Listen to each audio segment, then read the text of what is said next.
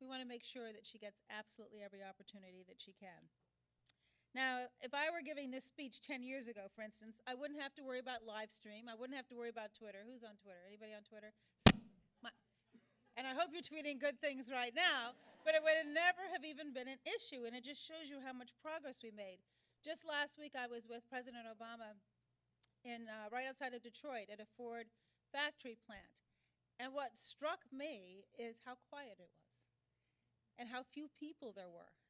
And because of innovation and technology, we're becoming much more efficient, but we're also losing important middle-class jobs. And so what we have to do as we retool to take advantage of all the technology that is at our fingertips is what can we do to make sure that we're encouraging people with interest and aptitude and talent into the fields that we know are the growth industries of the future.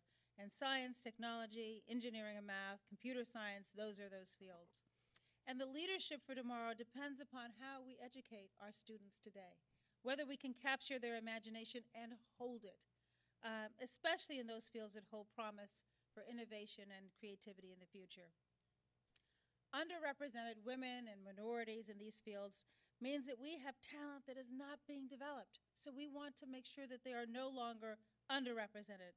And quite simply, we have to do better. And I know I'm preaching to the choir, and I probably should have began by thanking each and every one of you who are in this room, because if you're here, you've been devoting a substantial part of your career and nurturing the young people who are here to make sure that we're doing everything that we can. But we've got to do better, and not just because it's the right thing to do, but because it's good for our economy. If we want to remain globally competitive, and the United States has always been on the forefront in innovation, then we're going to have to spend a lot of time figuring out what can we do to make sure that everybody gets that great opportunity. We had a White House summit on working families in June, and we focused there on a whole range of issues of how can we build a 21st century workplace that reflects the needs of the 21st century worker. And everything has changed. And I just actually did talking about new technology. I went on LinkedIn and I did a blog post yesterday to talk about the issue of paid leave and paid sick leave. And the facts are pretty stunning when you think about it. All working parents, 60% of them now are working. And so if you think about the change in the workplace over the last 40 years, let's say, only 40% of all working parents were working back then. So what are we doing to make sure that our workplace is prepared for the change? And we focused at our summit on everything from equal pay for women to workplace flexibility to raising the minimum wage to making sure there's child care that's available, and then this issue of paid leave and paid sick leave. And in all of that, the whole goal, again, is to make sure that everybody's thriving. And in order to ensure that women of color are thriving and underrepresented minorities are thriving, we have to make sure that we're doing whatever it takes to address the unique needs. Now, one thing that the president is doing that he's uniquely qualified to do is to make science cool again. And he's been talking about that since day one. And I don't know why science, particularly for girls around 8th grade, they start to lose interest in these fields. And he wants to keep it cool. And so we have what's called We the Geeks at the White House. It's a series of Google Hangouts that feature administration and private sector leaders covering topics like commercial space exploration, engineering, and how students and professionals are turning science fiction into science fact. Then there's the fact that the president allocated $4.35 billion in his Race to the Top initiative, encouraging states to improve curriculum in the area of STEM while broadening the participation of women and people of color. So we want to create incentives at the state and local level for people to really focus in on this issue of expanding opportunity. We've also instituted a wonderful new tradition at the White House, our White House Science Fair, and I've had the privilege of going every year.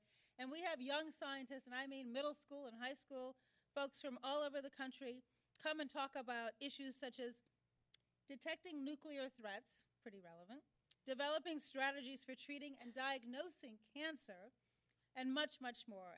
It's pretty great. And at the last one, there were some young girls with tiaras, and there's a great picture online of the president with a tiara. You might want to check that out.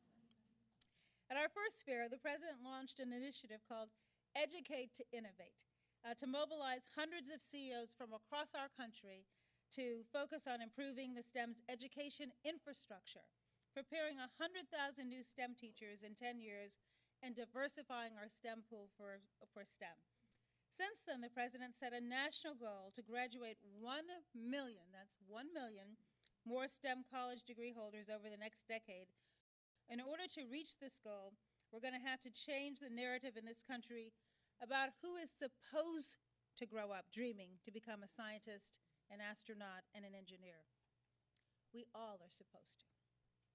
This will take changing how we teach STEM from preschool through college, engaging students in authentic STEM endeavors, research and design so that they experience what it feels like to be a scientist or an engineer, and providing role models in women in STEM who can engage and work with young girls to capture their imagination.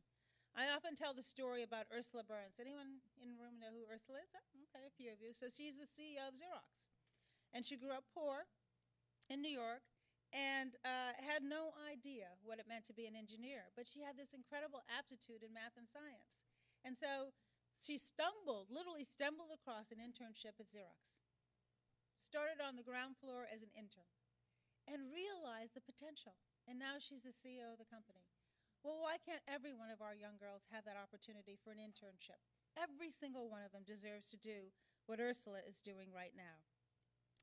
So to that end, the federal government's Office of Personnel Management is working to encourage and train our collective 200,000 federal employees who are in STEM fields to be mentors, to reach out across the country and encourage young girls and to be that role model, that clear example of what they could be. And of course, today you're going to be hearing more about some initiatives that we're launching to expand access to STEM and CTE education for low-income girls and girls of color. So first, we're expanding access to STEM and CTE programs that have proven to work using a new portal.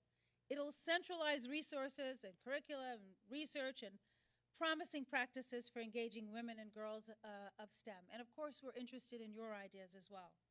Second, the Department of Education is developing policy guidance for high schools and community colleges and other CTE providers to help them combat gender bias, and we know it's there, and curb sex stereotypes and directing students towards certain fields. How many people have heard those horror stories of college counselors who encourage you to go in one direction, or guidance counselors who encourage you to go in another direction? Well, we want to make sure that everybody sees in the eyes of our young children that promise for hope. Third, we're building public-private partnerships and strong mentoring programs to connect federal employees who are STEM professionals with teachers and middle school students. So let's not wait until they're older. Let's get those young people, and let's encourage the teachers to have the mentors that they need too. This program will expand to additional cities around the country with a focus on students who are living in public housing. And these are just a few of the efforts aimed at broadening the pool of Americans working in the STEM field and moving American students from the middle of the pack globally to the head of the pack for science and math achievement in 10 years. We are falling behind as a country. We can no longer rest on our laurels. We are used to being number one, and we're slipping, and what the rest of the world has figured out is that you have to expand the pool, and so that's what we're going to do right here in America. So the truth is, little girls like to get their hands dirty too. Come on, let's admit it. They like to solve problems, they like to build things and create, and they like to roll up their sleeves and shape their own destinies, something which should be the right of every American. So as President Obama said just a year ago when he delivered his State of the Union, and I quote, "The nation that goes all in on innovation today will own the global economy of tomorrow. This is an edge America cannot surrender."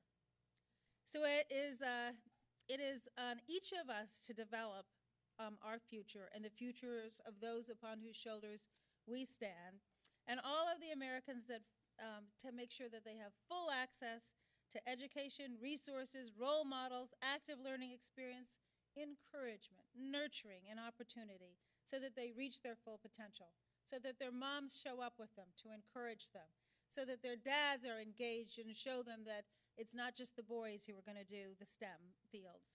We cannot afford to leave anyone out if we hope to unleash the full force